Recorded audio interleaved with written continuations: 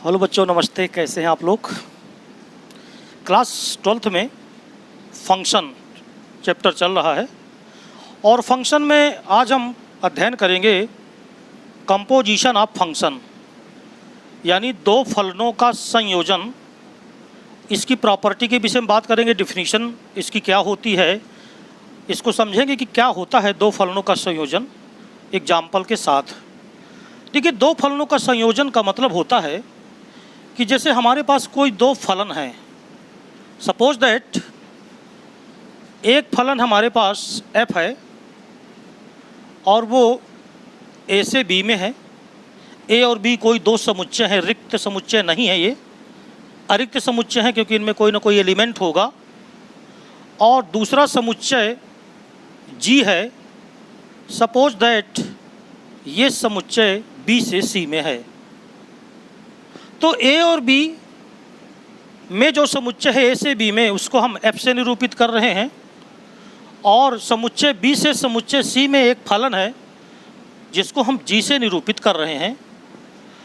तो हमको दिखाना है कि इन दो फलनों का संयोजन क्या हो सकता है। देखिए, संयोजन का मतलब जोड़ना नहीं होता है। एक कंडीशन है कि अगर हम a से b में कोई फलन ले रहे हैं और दूसरा फलन हम b से c में ले रहे हैं, तो a से c में जो फलन होगा वही इन दोनों फलनों का संयोजन बनेगा, या c से जो a में फलन होगा वही इन दोनों फलनों का क्या बनेगा, संयोजन। आइए इसको हम एक वेन डायग्राम से समझते हैं। देखिए, मान लीजिए एक सेट है ये a, ये दूसरा सेट है b और एक तीसरा सेट है ये c। a से b में एक संबंध है, संबंध नहीं, फलन है। मान लीजिए उस फलन का नाम f है। b से c में एक दूसरा फलन है जिसका नाम हमने c रखा। आप जानते हो कि अगर मैं कहूं कि कोई एक एलिमेंट है x और वो x बिलोंग्स कर रहा है सेट a में, तो आपको अच्छी तरह मालूम होगा कि x का जो फलन होता है वो b में मिलता है। ये डोमेन होता है तो इधर रेंज मिलता है इसका। तो x का जो फंक्शन होगा, चूँकि उसको हमने f से दिखाया है, तो आपको अच्छी तरह मालूम है कि वो fx होगा। तभी आप कहते हो y बराबर क्या होता है, fx। तो अगर समुच्चय a से समुच्चय b में फंक्शन f है, तो a के एलिमेंट को x से निरूपित किया जाता है और b के एलिमेंट को, या b का जो इमेज मिलता है हमको, उसको हम fx से निरूपित करते हैं। अब अगर b से c में कोई फलन है जिसको हमने g से व्यक्त किया, तो अब ये जो b के एलिमेंट होंगे जो fx मिलेंगे हमें, ये करेंगे किसका काम? इसके लिए डोमेन का काम करेंगे ये। और जो इस डोमेन की रेंज आएगी अब वो c में आएगी, क्योंकि फलन या फंक्शन काहे से काहे में है, b से c में है। देखिए, अगर a को a से b में हो गया, b से c में, तो इसका मतलब ये हो गया कि जैसे x का फंक्शन fx बना, वैसे fx का फलन क्या बनेगा, g, और यहाँ क्या आएगा, fx। बात समझ में आ गई कि नहीं आ गई? फिर से सुने।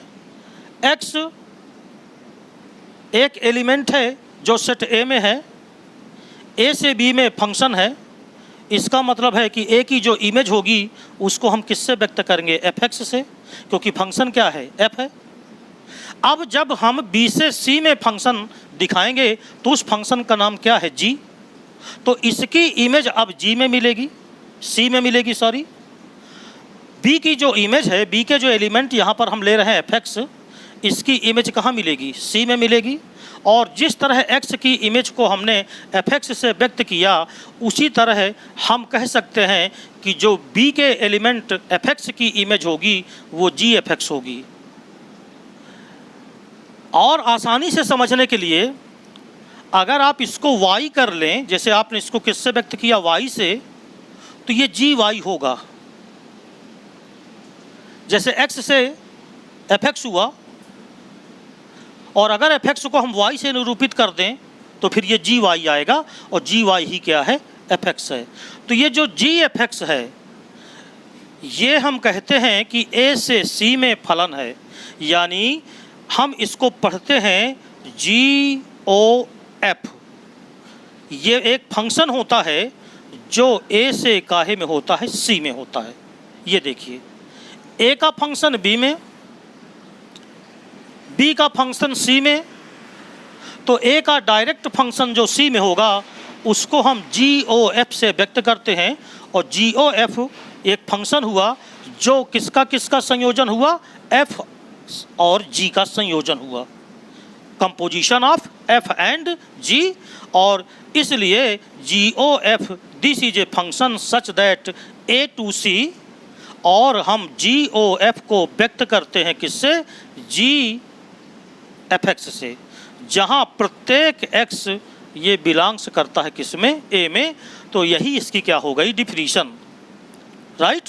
यानी इसकी डिफिनीशन देखें तो यदि कोई function f such that A to B है और दूसरा function g such that B to C है, तो GOF एक ऐसा फंक्शन है जो A से किधर होता है, C में। A से किस में होता है, C में। और GOF ये बराबर ही होता है क्या, GFX, राइट है। आइए एक एग्जाम्पल से मैं आपको थोड़ा सा समझा दूं। तो इसका एक एग्जाम्पल लेकर के देखते हैं, इसके बाद हम इसकी कुछ प्रॉपर्टी करेंगे, फिर वो आप प्रॉपर्टी भी समझ लीजिएगा क्या होती है प्रॉपर्टी, जरा समझे ध्यान से। जैसे एक इसमें हम एग्जाम्पल लेते हैं और वो एग्जाम्पल है fx बराबर x + 3 और gx बराबर है x का स्क्वायर। तो हमें ज्ञात करना है, मान लीजिए GOF। तो GOF अर्थात हम इसको कहते हैं GOFX। तो याद रखें GOF का मतलब क्या हो गया, GFX। तो G तो लगा रहेगा, FX हमको पता है कि वो x + 3 है, तो ये हो गया x + 3। अब देखो ये g x + 3 है, मगर ये फंक्शन किसका है, g का। और g का फंक्शन किसके बराबर है, देखे जरा, gx किसके बराबर है, x के स्क्वायर के बराबर। यानी अगर यहाँ x है तो उसका यहाँ स्क्वायर होगा, तो यहाँ x नहीं है बल्कि x + 3 है, तो ये हो जाएगा x + 3 का स्क्वायर। इसी तरह अगर हमको FOGX निकालना हो, इसको हम शॉर्टकट में गाफ बोल सकते हैं और इसको हम फॉग बोल सकते हैं। तो फॉग x निकालना है तो इसका मतलब हो गया FGX, राइट। जब GOF था तो GFX बोलते हैं, जब FOG था तो FGX बोलते हैं। अब देखिए f फंक्शन लिखा रहने दो, GX की वैल्यू हमें पता है कि वो है x के स्क्वायर के बराबर, तो ये हो गया x का स्क्वायर। अब जरा देखिए, जो GX है, सॉरी जो FX है वो x + 3 के बराबर है। यानी अगर यहाँ x है तो यहाँ x + 3 है, लेकिन यहाँ x का स्क्वायर है, तो ये हो गया x² + 3। तो ये कहलाएगा GOF और ये कहलाएगा FOG। तो बात समझ में आ गई। इस तरह के क्वेश्चन आपको मिलने वाले हैं। तो ये एक एग्जाम्पल से मैंने तुमको समझाया। अब एक प्रॉपर्टी तो आपको देखो यही दिख रही है कि FOG this is not equal to GOF। ये देखिए, ये दोनों आपस में बराबर नहीं हैं।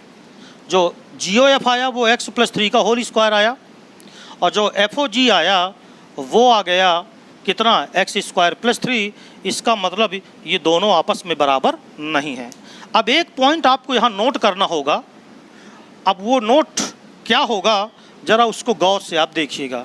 जो अभी अभी आपने फंक्शन बनाया है वो क्या बनाया है, आपने इस तरह का वेन डायग्राम बनाया था। देखिए ऐसे, ये A था, ये दूसरा फंक्शन B, दूसरा सेट B था, और ये तीसरा सेट C था। A से B में फंक्शन था F, B से C में फंक्शन था G। अगर A के एलिमेंट को हम X से निरूपित करें तो आपको अच्छी तरह मालूम है कि ये जो B होगा वो FX होगा, क्योंकि इसकी जो इमेज है वो FX से निरूपित होती है। और अब चूंकि B से C में जो फंक्शन है वो G है, तो अब ये हो जाएगा GFX, राइट। तो आप कहते हो कि A से C में एक फंक्शन होगा जिसे हम कहते हैं जी ओ एफ एक्स, और ये फंक्शन होता है सच दैट ए टू सी। लेकिन ये फंक्शन कब एग्जिस्ट करेगा? ये फंक्शन तभी एग्जिस्ट करेगा, ये जो देखो एफ एक्स है ना, ये रेंज है किसकी? फंक्शन एफ की। फंक्शन एफ की ये रेंज है, लेकिन जो ये रेंज है ये फंक्शन जी के लिए किसका काम करेगी? डोमेन का। यानी ये जो एफ एक्स है वो बी के अंतर्गत आएंगे, यानी कि हम जो है जी ओ एफ तभी निकाल सकते हैं, जी ओ एफ तभी संभव है जब ये जो एफ एक्स है ये सबसेट हो बी का। बी क्या चीज है? एफ का कोडोमेन। एफ एक्स क्या है? रेंज। एफ एक्स क्या है? रेंज। यानी हम इसको कह सकते हैं कि जो एफ का रेंज है ये सबसेट हो जाए बी, इसका क्या है? जी का क्या है? कोडोमेन। यानी जी का कोडोमेन। तो बात समझ में आ गई? यानी कि शर्त पूरी पहली क्या होनी चाहिए? पहली शर्त क्या पूरी होनी चाहिए? कि जी ओ एफ तभी संभव है जब एफ का रेंज, ये रेंज है एफ का, और जो बी है वो जी का है डोमेन। जी का डोमेन है, सॉरी कोडोमेन नहीं है। जो बी है, देखिए मेरी बात सुनिए, फंक्शन एफ का डोमेन कौन होगा? ए होगा। कोडोमेन कौन होगा? बी होगा। फंक्शन जी का डोमेन कौन होगा? बी। और फंक्शन जी का कोडोमेन कौन होगा? सी। तो अगर एफ एक्स, और एफ एक्स क्या है? फंक्शन एफ का रेंज। तो अगर एफ का रेंज ये सबसेट हो जाए जी का डोमेन, यानी इस बी के अंतर्गत इसे होना पड़ेगा, तब एग्जिस्ट करता है कौन? जी ओ एफ। बात समझ में आ गई? तो ये आप समझ गए होंगे मेरी बात ध्यान से।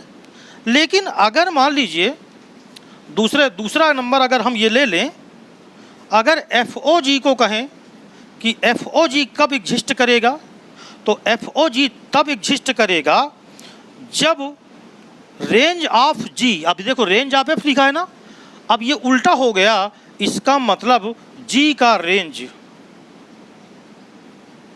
ये सबसेट हो जाए एफ का डोमेन।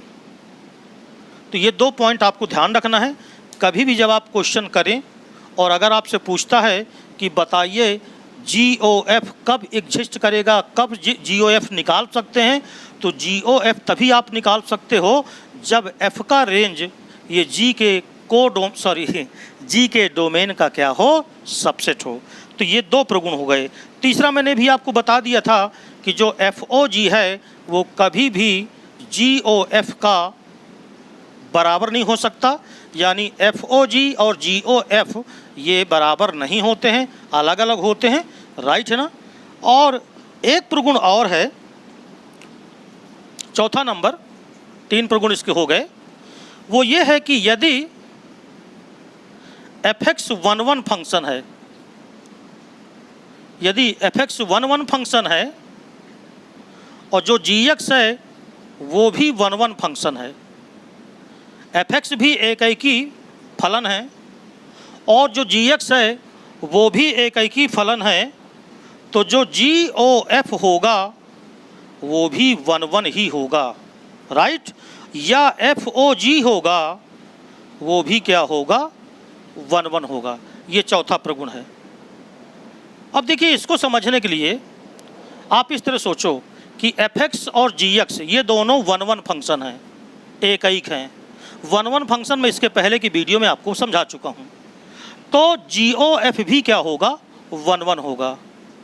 अब देखो इसको समझने की इस तरह, अगर हम मान लें कि माना x1 और x2 ये कोई दो अवयव हैं जो किसी सेट A में बिलोंग्स कर रहे हैं, राइट। अगर x1 और x2 कोई दो एलिमेंट हैं जो सेट A में बिलोंग कर रहे हैं, तो हम लेके चलेंगे क्या? GOF x1 बराबर GOF(x2), आपको ध्यान होगा कि अगर एकैकी प्रतिचित्रण, एकैकी फलन सिद्ध करना हो तो हम कहा करते थे माना fx1 बराबर fx2 और सिद्ध कर देते थे कि वो x1 बराबर क्या होता है x2। तो हमको सिद्ध करना है कि GOF ये 1 फंक्शन है, एकैकी है, तो हमने कहा कि माना GOF(x1) ये बराबर है GOF(x2)। अब देखो GOF(x1) का मतलब क्या होगा, GOF(x1) का मतलब GFX1 हुआ। अब इसके पहले बताया मैंने कि FOG है तो FGX है और GOF है तो GFX है, तो G और FX1 तो ये बराबर होगा G और यहाँ क्या आया FX2। इतनी बात समझ में आ गई, बोलो। अब देखो चूंकि हम जानते हैं, चूंकि F एक 1 फलन है, F11 है, तो अगर F11 है तो इसका मतलब ये हो गया कि इफ fx1 बराबर fx2, अगर F11 है तो इफ fx1 बराबर fx2 this implies that x1 बराबर x2। यही तो 1 की परिभाषा है, यही तो उसका कॉन्सेप्ट है। तो चूंकि F11 फंक्शन है, इसका मतलब G fx1 को हम लिख सकते हैं x1 और fx2 को लिख सकते हैं x2। ये देखिए fx1 बराबर fx2 तो x1 बराबर x2। अब आपको फिर से मालूम है कि चूंकि G भी कैसा फलन है 1 है, तो चूंकि G भी 1 है, तो अगर G 1 है तो Gx1 बराबर Gx2 आया, तो इसका मतलब x1 बराबर भी क्या होगा x2। अब देखिए हम कहाँ से चले थे, हम चले थे GOF(x1) बराबर GOF(x2) और हमने साबित कर दिया कि x1 बराबर भी किसके है x2 के। इसका मतलब ये हो गया कि हम ये कह सकते हैं कि GOF(x) ये भी कैसा फलन होगा 1 होगा। इतनी सी बात तुम्हें समझ में आ गई होगी, बोलो ठीक है। अब इसके बाद एक और इसका प्रगुण है कि अगर G और F दोनों ऑनटू फंक्शन है, ऑनटू की हिंदी क्या होती है आच्छादक, तो देखिए पांचवा इसका प्रगुण क्या है।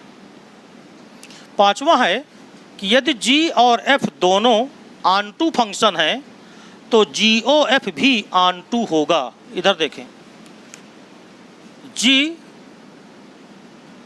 यहाँ मैं x लिखे देता हूँ फंक्शन दिखाने के लिए, तो GX ऑनटू है तथा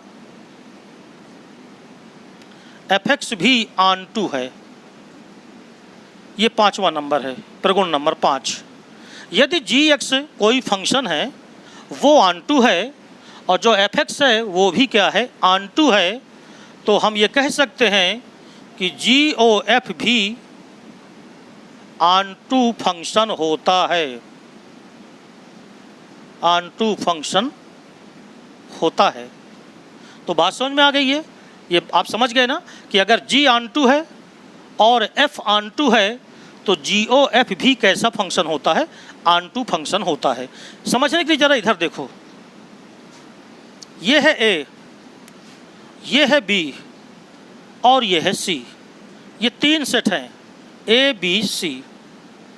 मैंने इसमें रखा 1 2 3, इसमें लिखा 4 5 6 और इसमें लिखा 7 8। या आप कुछ भी लिख सकते हैं, ABC वगैरह भी लिख सकते हैं। चलो जैसे मान लो हम यहाँ ABC लिख दें, कोई कुछ भी लिख दो, ABC, यहाँ लिख दें XYZ। ऑनटू फंक्शन का मतलब क्या होता है, जैसे A से B में एक फंक्शन है F और B से C में एक फंक्शन है G, ये 2 फंक्शन हो गए। क्या कहा है यहाँ पर कि GX कैसा फंक्शन है ऑनटू और FX भी कैसा फंक्शन है ऑनटू। इसका मतलब ये हो गया कि इधर को कुछ बच नहीं रहा। ये देखिए ऐसे हमने किया, और जो GX है वो भी कैसा है ऑनटू, तो इधर भी कोई नहीं बच रहा। ये देखिए, तो जब ना तो इसमें कुछ बच रहा और ना तो कुछ इसमें बच रहा। इसका मतलब अगर हम फंक्शन एफ ओ जी कहेंगे इसको, और सच दैट हमने कहा ये है A to C, function such that F O G नहीं कहेंगे, जी ओ एफ कहेंगे। थोड़ा सा यहाँ ध्यान दीजिएगा भाई, G O F, such that A to C, ये भी आप देख रहे हो कि ये कैसा है, ऑन टू है। चाहे देख लीजिए ए से सी में जब फंक्शन किया तो इधर कुछ भी नहीं बचा। और याद रखें ऑन टू की डिफिनीशन है कि कुछ भी बचना नहीं चाहिए। तो ये हो गया इसका एक और प्रगुण, राइट। एक और प्रगुण देखते हैं हम यहाँ पर, एक और देख लीजिए प्रगुण।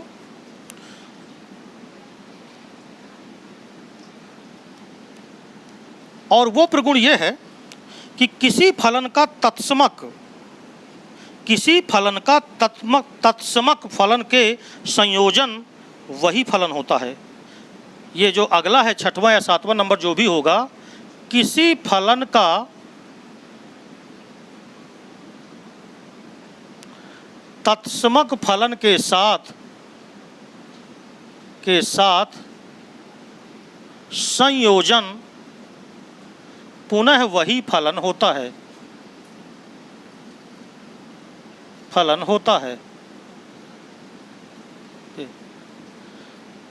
कहने का मतलब क्या है कि जैसे एक फंक्शन है f such that a to b, right, और जो आई ए है, आई ए का मतलब आइडेंटिटी फंक्शन, और ये है ए टू ए। और आपसे कहा जाए कि एफ ओ आई ए क्या होगा, एफ ओ आई ए, यानी कि एफ का आई के साथ संयोजन क्या आएगा। तो आप जानते हो कि एफ ओ आई ए, यहाँ एक्स लिख दिया एक एलिमेंट को दिखाने के लिए, जहाँ एक्स बिलोंग्स टू ए। ध्यान से समझना, एफ ओ आई ए, एफ ओ जी अगर आप लिखते हो तो एफ जी एक्स लिखते हो ना, यहाँ एफ ओ आई है तो आप क्या लिखोगे, F I A x. Identity function क्या होता है मालूम है आपको?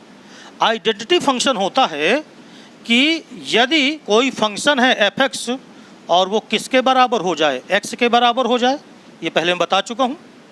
तो इसका मतलब ये हो गया कि ये जो आइडेंटिटी फंक्शन है इसकी वैल्यू किसके बराबर होगी, एक्स के। तो देखिए हमने कौन सा फंक्शन लिया था, एफ लिया था, और उसका संयोजन किसके साथ किया, आई के साथ, आइडेंटिटी के साथ उसका कंपोजिशन लिया, और वो कंपोजिशन फिर से किसके बराबर आ गया, एफ एक्स के। इसी को हम एक्स न लिखें तो एफ लिख, जो मैंने तुम्हें बताई इसकी डिफिनीशन मैंने तुमको समझाई, और उम्मीद करता हूँ कि अब आप कंपोजिशन समझ गए होंगे कि हकीकत में कंपोजिशन क्या होता है, राइट है। तो आइए मैं आपको कुछ एग्जाम्पल्स करके इसके दिखा सकता हूँ कि इसके एग्जाम्पल कौन कौन से। तो एक दो क्वेश्चन कर लेते हैं। देखिए एक एग्जाम्पल मैंने यहाँ पर लिखा हुआ है, वो क्या है, if F is a function, order pair में लिखा है 1 2 3 5 4 1, और एक है फंक्शन जी, वो है 2 3 5 1 1 3। तो आपको एफ ओ जी ज्ञात करना है और जी ओ एफ ज्ञात करना है। एफ ओ जी के लिए ज़रा इधर देखना, मैं पहले तुम्हें वेन डायग्राम से समझा दूं, फिर लगाने का तरीका भी बता देता हूं। यह है ए मान लीजिए, यह है बी, और यह है सी। एफ ओ जी निकालोगे तो पहले यहाँ जी बनाओ, फिर यहाँ एफ बनाओ। तो जब ए से सी में होगा तब यह कहलाएगा एफ ओ जी, और सच दैट क्या कहलाएगा, ए टू सी। क्योंकि अगर इधर जी होता है और इधर एफ होता है तब नाम एफ ओ जी होता है, राइट है। तो हमने उसी प्रकार बना लिया। अब जरा सुनो, जो फंक्शन है जी वाला, पहले उसको देखो। इसका जो डोमेन है वो 2 5 1 है ना, 2 5 1, यानी हमने इसको लिखा 1 2 5। मगर 1 जो 2 है वो किसके साथ रिलेटेड है, 3 के साथ। 5 है वो उसकी इमेज कौन है 1, ध्यान से समझना, और 1 की इमेज कौन है 3, यानी जो इमेज है वहाँ यहाँ पर वो 1 और 3 है, यानी 1 3। अब देखो इधर 2 3 के साथ, ये देखिए 2 3 के साथ, 5 1 के साथ, 1 3 के साथ, ये हो गए आपके, ये रिलेशन कौन सा बन गया G। अब जरा आप देखो जरा इधर F का रिलेशन देखिए जरा, 1 का रिलेशन 2 के साथ है, 3 का रिलेशन 5 के साथ है, और 4 का रिलेशन 1 के साथ है। यहाँ 4 होना चाहिए अब, क्योंकि जो F रिलेशन है उसका डोमेन कौन कौन सा है 1 3 4। तो देखिए 1 3 4, राइट, डोमेन इसका ये हो गया। हाँ, 1 का रिलेशन 2 के साथ है, 3 का 5 के साथ है, और 4 का 1 के साथ है, यानी इधर होगा 1 2 5। अब बनाए देखें, 1 का 2 के साथ, तो 1 का 2 के साथ, 3 का 5 के साथ, 3 का 5 के साथ, और 4 का 1 के साथ, तो 4 का 1 के साथ। बोलो इतनी बात समझ में आ गई। अब देखो इधर FOG ये तभी संभव है जब G का रेंज, देखिए ध्यान से, ये G है ना, इसका रेंज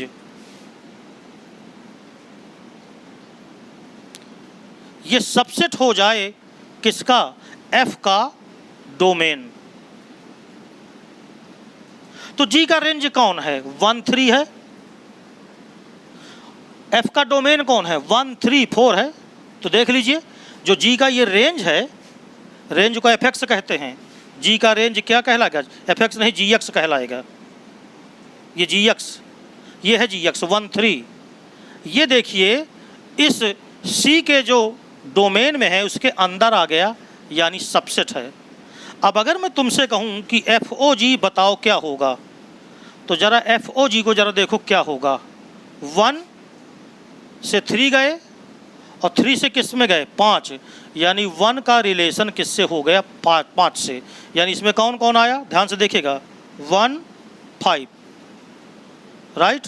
फिर 2 का देखो, 2 गया 3 और फिर 3 किस में गया 5 में, यानी 1 का किस में हो गया, सॉरी 2 की इमेज 3 और फिर 3 की इमेज 5, यानी 2 5 हो गया। बात समझ में आ गई। फिर 5 को देखो, 5 किस में गया 1 में, और 1 किस में गया 2 में, यानी 5 किस में हो गया 2 में, यानी क्या क्या बना 2 5 5 2 और 1 5। ये आपने वेन डायग्राम से समझ लिया। बात समझ में आ गई इतनी। वेन डायग्राम के अलावा अगर इसको लगाना हो तो हम देखो, पहली बात तो आप इसको नोट कर लीजिएगा, ये वेन डायग्राम से आपको बिल्कुल आसान सा लगेगा। अगर वेन डायग्राम से आपको नहीं बनाना तो अब आप कैसे इसको करोगे, उसके लिए देखिए मैं आपको तरीका फिर बता रहा हूँ।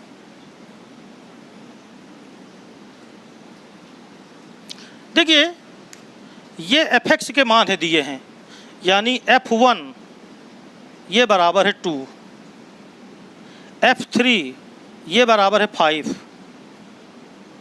f4 ये बराबर है 1। बात समझ में आ गई। फिर देखिए ये gx के मान है दिए हैं, तो g2 ये बराबर है 3, g5 ये बराबर दिया है 1 और g1 ये बराबर दिया है 3। ये सारे इस तरह आपने लिखिया। अब आपको FOG निकालना है कि ये क्या आएगा। तो FOG का मतलब क्या हो गया, FOG 1 आपको निकालना है क्या आएगा, फिर FOG 2 क्या आएगा, फिर FOG 3 क्या आएगा। क्योंकि अगर आप FOG निकाल रहे हैं तो G डोमेन के रूप में आएगा, GA में आ जाएगा। ये बात समझिएगा, जब FOG कर रहे हो तो G पहले होगा, और अगर GOF कर रहे हो तो F को पहले लिखते हैं हम। तो देखो इधर FOG का मतलब क्या होता है, FGX तो FG1 आएगा। FG1 G1 ढूंढो कहीं है, ये है, ये G13 के बराबर है, यानी ये F3 आया। F3 देखो कितना है 5, यानी कितना आ गया 5, यानी FOG1 ये किसके बराबर 5 के। अब जरा FOG2 देखो, तो FOG2 का मतलब FG2 बराबर F G2 ढूंढो कहीं होगा, ये है 3, तो F3 आया। और F3 इधर से देखो किसके बराबर 5 के, तो ये 5 आ गया। अब FOG3 देखो, तो FOG3 यानी FG3 आएगा। G3 कितना है 1, G3 FOG3 नहीं 3 नहीं होगा, 5 होगा। ये यहाँ से देखना ना, तो 1 2 5 होगा। तो FG5 G5 कितना है 1, यानी ये आ गया F1। तो बताओ F1 कितना है यहाँ से 2, तो ये आ गया 2, यानी जो वैल्यू आई बराबर, उसको अगर ऑर्डर्ड पेयर में लिखें तो देखो 1 के साथ 5 आया, तो ये हो गया 1 5।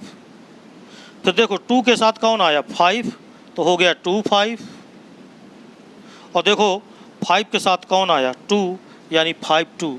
अभी आप देखो जब मैंने पहले निकाला था तो बिल्कुल सेम यही कंडीशन आपसे दिखाई थी बिल्कुल। तो अगर आप इस तरह बना के कर लें तो भी ठीक है। अब इस तरह बनाने में बहुत आसान लगता है। कैसे भाई, 1 का देखा 3 में और 3 को देखा 5 में, तो 1 5 आ गया, ये देखो। फिर देखो 2 का देखा 3 में, 3 का देखा 5 में, तो 2 5 आ गया। फिर 5 का देखा 1 में और फिर 1 का देखा 2 में, तो 5 2 आ गया। अब आप कहोगे 4 का क्या होगा, 4 से हमारा कोई लेना देना नहीं। क्यों लेना देना नहीं है? क्योंकि जो FOG होगा वो किस तरह होगा, A से B में, तो ये x होंगे, फिर ये fx होंगे। fx में कौन आएगा 1 3, तो हमें केवल fx को लेना है बस। इसमें जो लिखा है उससे हमारा कोई लेना देना नहीं है। केवल हमें ये देखना है कि जो A की इमेज है, ध्यान से सुनना, जो फंक्शन g है यहाँ, जो g के एलिमेंट A में है उनकी इमेज है यहाँ, वो fx है। और यही fx इस फंक्शन f के लिए ये डोमेन का काम करेगी। ये जो डोमेन किसका, फंक्शन f का डोमेन होगा, वो g का रेंज होगा। तो हमें यहाँ के रेंज देखना है। ये भले ही 1 में जा रहा है, लेकिन ये हमारे लिए संयोजन फलन में काम नहीं करेगा। तो इतनी सी बात आपकी समझ में आ गई होगी। अब देखें, जैसे मान लीजिए एक और हम उदाहरण यहाँ पर ले लें, एक एग्जाम्पल और लेके देख लेते हैं। इसके बाद मैं आपकी एक्सरसाइज करवाऊँगा और इसके तुरंत बाद मैं इन्वर्स फंक्शन बताने वाला हूँ। प्रतिलोम फलन किसे कहते हैं, इन्वर्टेबल फंक्शन कौन कौन से होते हैं।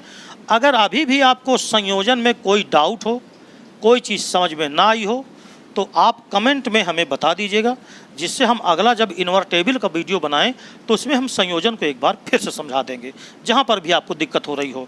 देखिए एक एग्जाम्पल इसमें हम अगर हम और देखें, और वो एग्जाम्पल है, शायद ये अभी हो गया कि नहीं हो गया, देखते हैं इसमें। हाँ, if a function such that real number two real number और fx बराबर दिया गया है x स्क्वायर माइनस का 3x और प्लस का 2, तो आपको ज्ञात करना है f x, f(x), ये जैसे तुम्हें ज्ञात करना है।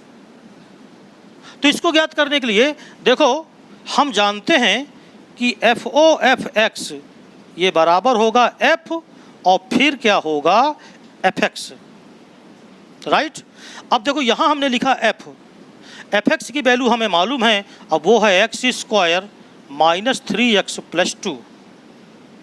अब देखो fx की जगह पर fx की वैल्यू रख दिया, अब ये बन गया f(x square minus 3x plus 2। चूँकि हम जानते हैं कि जो fx है वो बराबर है किसके, x square minus 3x plus 2। अब देखिए इन दोनों में जरा सुनो क्या अंतर है। यहाँ x लिखा है, यहाँ x की जगह पर x square minus 3x plus 2 लिखा है। तो हमें क्या करना है कि जब हम इसकी वैल्यू निकालेंगे तो जहाँ x स्क्वायर लिखना है, x स्क्वायर की जगह पर x square minus 3x plus 2 इसका होल स्क्वायर, फिर माइनस 3 तो माइनस 3 लिखा, x की जगह पर ये लिखना है, तो x स्क्वायर माइनस 3x +2 हो गया, और प्लस का 2 तो प्लस का 2 लिख दिया। अब आप इसको हल कर लें, जो आएगा वही होगा FOF(x). तो मैं उम्मीद करता हूँ कि आप इसको समझ गए होंगे। अभी जब इसके क्वेश्चन कराएंगे तो एक एक बार हम आपको और इसको विस्तार से समझाएंगे, ठीक है ना। नमस्ते। और इन्वर्टेबल यानी प्रतिलोम फलन तुरंत इसके बाद मैं आपको बताऊंगा, ठीक।